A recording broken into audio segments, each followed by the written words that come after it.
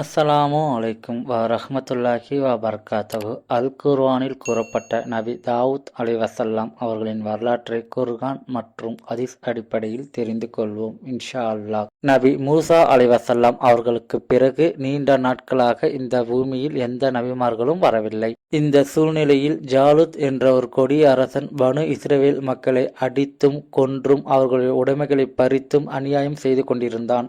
ரொம்ப நாட்கள் கழித்து ஒரு இறை தூதரை அந்த மக்களுக்கு அல்லாஹ் தஆலா அனுப்பினான். ஆனால் அவர்கள் பெயரை அல்லாஹ் தஆலா அல் குர்ஆனில் கூறவில்லை.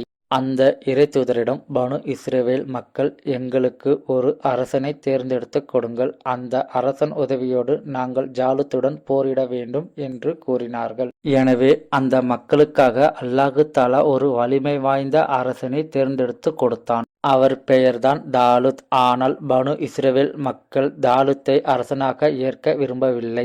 ஏனென்றால் தாலுத் ஒரு ஏழ்மையான மனிதர். எனவே அந்த மக்கள் தாலுத்தை அரசனாக ஏற்க மறுத்தார்கள். தாலுத் அல்லாஹ்வால் தேர்ந்தெடுக்கப்பட்ட அரசன். எனவே அல்லாஹ் தஆலா அவருக்கு அறிவாற்றலையும் பலத்தையும் கொடுத்திருந்தான். இவர் அல்லாஹ்வால் தேர்ந்தெடுக்கப்பட்ட அரசர். எனவே இவரை நாம் அரசராகத்தான் ஏற்றுக்கொள்ள வேண்டும் என்று அந்த இறை தூதர் கூறினார். உடனே அந்த மக்கள் அனைவரும் ஏற்றுக்கொண்டார்கள். அரசர் தாலுத் பெரிய படைகளை திரட்டி ஜாலுத்துடன் போரிடச் சென்றார். தாலுத் தனது படையினரை சோதித்து பார்க்கலாம் என்று எண்ணினார். அவர்கள் தாகத்தோடு இருப்பதை எண்ணி தாலுத் ஒரு ஆற்றை காட்டி தனது படையினருக்கு, அல்லாஹ் நம்மளை சோதிக்கின்றான். எனவே இந்த ஆற்றில் யாரும் தண்ணீர் குடிக்க கூடாது. அப்படியே குடித்தால் ஒரு மிடருக்கு மேல் குடிக்காதீர்கள் என்று கூறினார்கள். அதை மீறி நீங்கள் குடித்தால் உங்களை இந்த படையிலிருந்து நான் நீக்குவேன் என்று கூறினார்கள். அந்த படையில் இருந்த அதிகமானோர் அரசன் பேச்சை கேட்காமல் தண்ணீர் குடித்தார்கள். இதனால் தாலுத் அரசன் அந்த படையில் இருந்து அதிகமானோரை வெளியேற்றினார்.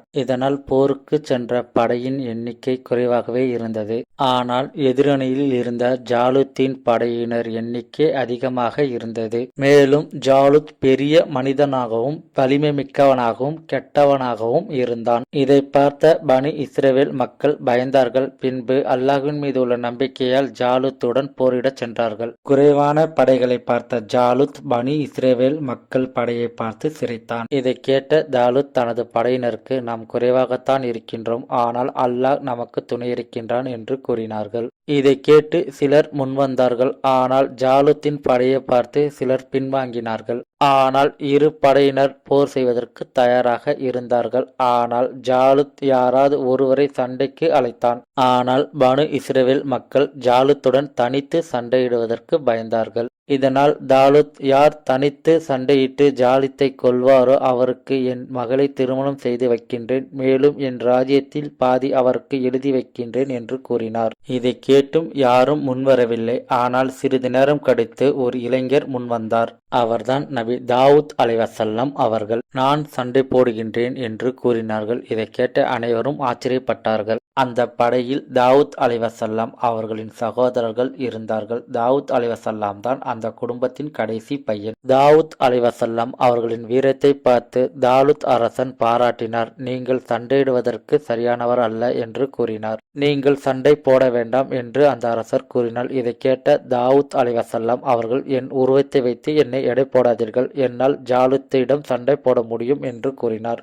அந்த அரசர், உங்களால் ஜாலுத்துவை கொல்ல முடியும் என்றால் அல்லாஹ் தஆலா உங்களுக்கு துணை இருப்பான் என்று கூறினார்கள். அந்த அரசர் தாவூத் அலைவசல்லாம் அவர்களை கவச உடைய அணிய சொன்னார். ஆனால் தாவூத் அலைவசல்லாம் அவர்கள் இளமையாகவும் ஒல்லியாக இருப்பதால் கவச உடை அணிந்து அவர்களால் சண்டை போட முடியாது என்று நினைத்தார்கள். அதனால் அவர்கள் கவச உடையை அணியவில்லை. அதை பார்த்த மக்கள் ஆச்சரியப்பட்டார்கள். தாவூத் அலைவசல்லாம் அவர்கள் சின்ன சின்ன கற்களையும் கயிற்றையும் எடுத்து சுற்றி கொண்டே இருந்தார்கள். இதை பார்த்த ஜாலுத் சிரித்து கொண்டே இருந்தான். பின்பு சண்டையிட வந்தான். தாவூத் அலைவசல்லாம் அவர்கள் அல்லாஹ்விடம் துவா செய்து விட்டு அந்த கயிற்றையும் கல்லையும் சுற்றி கொண்டு ஜாலுத் நெற்றியில் அடித்தார்கள். ஜாலுத் கீழே விழுந்து இறந்து விட்டான். இதனால் பனு இஸ்ரவேல் மக்கள் மகிழ்ச்சி அடைந்தார்கள். தாவூத் அலைவசல்லாம் அவர்கள் மக்கள் மனதில் இடம் பிடித்தார்கள். தாலுத் அரசர் சொன்னபடி தனது மகளை தாவூத் அலைவசல்லாம் அவர்களுக்கு மணமுடித்து கொடுத்தார். பின்பு தலைமை ஆலோசகர் பதவியை கொடுத்தார். தாவூத் அலைவசல்லாம் அவர்கள் மக்களிடம் கண்ணியமான முறையில் நடந்து கொள்வார்கள். எனவே அல்லாஹ் தஆலா அவர்களுக்கு சபூர் வேதத்தை கொடுத்தான். பின்பு இறை தூதராக ஆக்கினான்.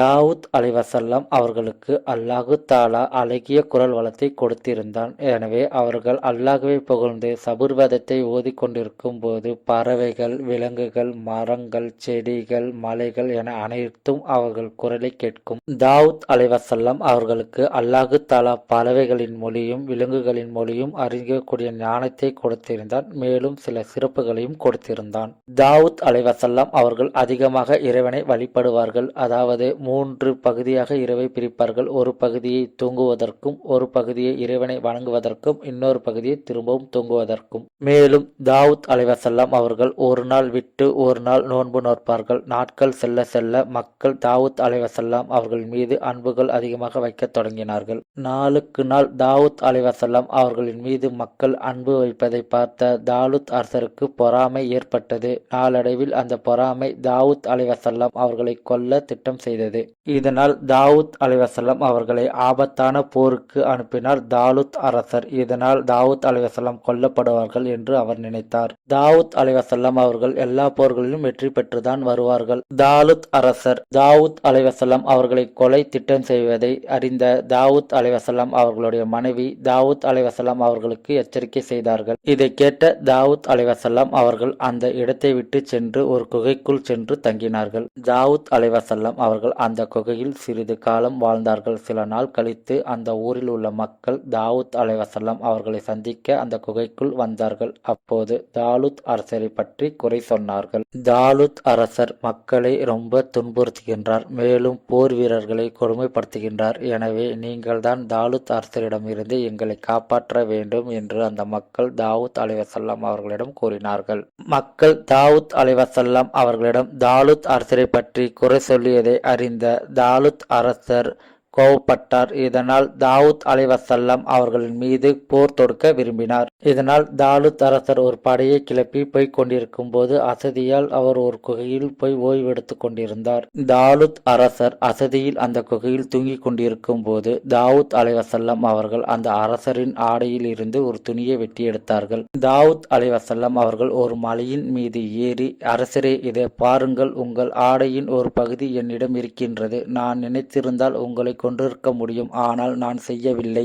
ஏனென்றால் அதில் எனக்கு விருப்பமில்லை என்று கூறினார்கள். இதை கேட்ட தாலூத் அரசர் அவரது தவறை உணர்ந்தார். பின்பு அந்த இடத்தை விட்டு அவர் சென்றார். பின்பு சிறிது காலம் கழித்து தாலூத் ஒரு போரில் கொல்லப்பட்டார்கள். பின்பு மக்கள் தாவூத் அலைஹிஸ்ஸலாம் அவர்களை அரசராக தேர்ந்தெடுத்தார்கள். பின்பு சிறிது காலம் கழித்து தாவூத் அலைஹிஸ்ஸலாம் அவர்களுக்கு ஒரு ஆண் குழந்தை பிறக்கின்றது. அந்த ஆண் குழந்தைதான் சுலைமான் அலைஹிஸ்ஸலாம் அவர்கள். சுலைமான் அலைஹிஸ்ஸலாம் அவர்கள் சிறு வயதிலேயே புத்திசாலியாக இருந்தார்கள். அவர்கள் 11 வயதில் ஒரு சம்பவம் நடக்கின்றது. தாவூத் அலைஹிஸ்ஸலாம் அவர்களும் சுலைமான் அலைஹிஸ்ஸலாம் அவர்களும் அரசவையில் மக்கள் பிரச்சனைக்கு தீர்வு சொல்லிக் கொண்டிருக்கும் போது 2 நபர்கள் ஒரு புகாரை கொண்டு வந்தார்கள். ஒரு நபர் கூறினார், இவர் வளர்க்கும் ஆடு இரவில் நான் வளர்க்கும் திராட்சை தோட்டத்தில் இருந்து திராட்சை பழங்களை சாப்பிட்டு விட்டது என்று. இதை கேட்ட தாவூத் அலைஹிஸ்ஸலாம் அவர்கள் ஆடு வளர்ப்பவரிடம் இவர் சொல்வது உண்மையா என்று கேட்டார். அதற்கு அந்த ஆட்டோட உரிமையாளர் ஆம் என்று கூறினார். இதை கேட்ட தாவூத் அலைஹிஸ்ஸலாம் அவர்கள் அந்த ஆட்டை அந்த திராட்சை பழத்தை சாப்பிட்ட நபருக்கு கொடுத்து விடுங்கள் என்று கூறினார்கள்.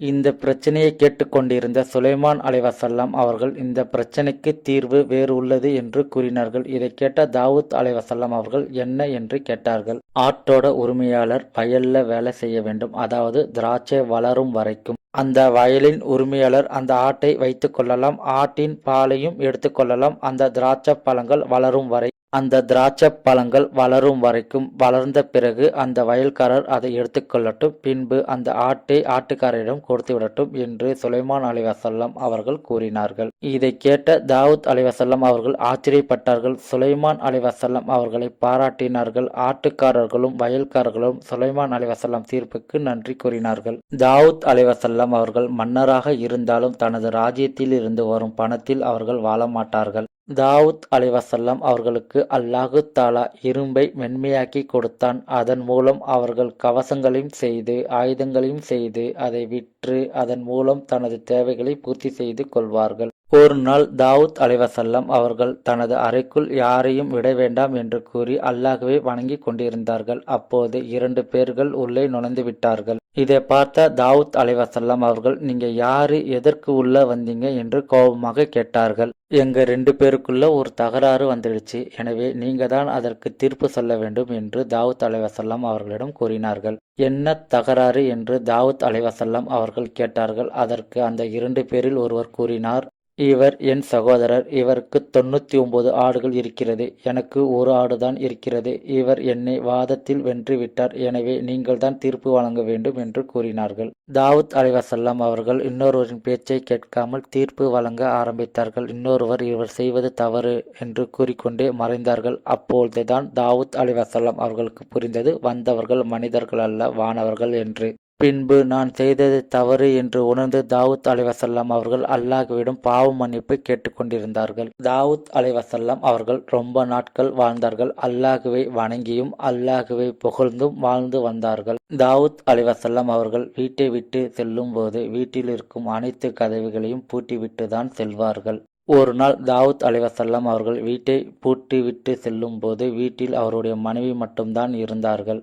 அப்போது வீட்டில் யாரோ இருப்பதை அறிந்த அவர்களுடைய மனைவி, நீங்கள் யார், வீடு பூட்டியிருக்கும் போது நீங்க எப்படி உள்ளே வந்தீங்க என்று கேட்டார்கள். அந்த நேரத்தில் தாவூத் அலைவசல்லம் அவர்கள் வீட்டிற்கு வந்தார்கள். நீங்கள் யார், நீங்கள் எப்படி வீட்டிற்குள் வந்தீர்கள் என்று கேட்டார்கள். அந்த மனிதர் கூறினார், நான் எந்த அரசனுக்கும் பயப்பட மாட்டேன். என்னிடம் இருந்து யார் தப்பித்து ஓடினாலும் நான் விடமாட்டேன் என்று கூறினார். இதை கேட்ட தாவூத் அலைவசல்லம் அவர்கள், வந்திருப்பவர் வானவர்தான், என் உயிரை கைப்பற்ற வந்திருக்கிறார் என்று நினைத்தார்கள். பின்பு பயந்தார்கள். பின்னர் தன் உயிரை எடுக்க வந்த வானவரை வரவேற்றார்கள். பின்பு தாவூத் அலைவசல்லம் அவர்களின் உயிர் கைப்பற்றப்பட்டது. தாவூத் அலைவசல்லம் அவர்களின் உடலை பார்க்க ஆயிரக்கணக்கான மக்கள் வந்தார்கள். தாவூத் அலைவசல்லம் அவர்களின் உடலை அடக்கம் செய்யும் அந்த நாளில் சூரியனின் வெப்பம் அதிகமாக இருந்தது. இதனால் அங்க வந்த மக்களுக்கு ரொம்ப கஷ்டமாக இருந்தது. சுலைமான் அலைவசல்லம் அவர்களுக்கு அல்லாஹு தஆலா பறவைகளின் மொழியை கற்றுக் கொடுத்திருக்கின்றான். எனவே சுலைமான் அலைவசல்லம் அவர்கள் பறவைகளை அழைத்தார்கள். பின்பு ஆயிரக்கணக்கான பறவைகள் வந்தது, சூரியனை மறைத்தது. இதனால் வெப்பம் கொஞ்சம் தணிந்தது. பின்பு தாவூத் அலைவசல்லம் அவர்களின் உடல் அடக்கம் செய்யப்பட்டது. நபி தாவூத் அலைவசல்லம் அவர்களின் வரலாற்றை நாம் தெரிந்து கொண்டோம். இன்ஷா அல்லாஹ் நம் குழந்தைகளுக்கு கற்றுக் கொடுப்போம். அஸ்ஸலாமு அலைக்கும் வரஹ்மத்துல்லாஹி வபரகாத்துஹு.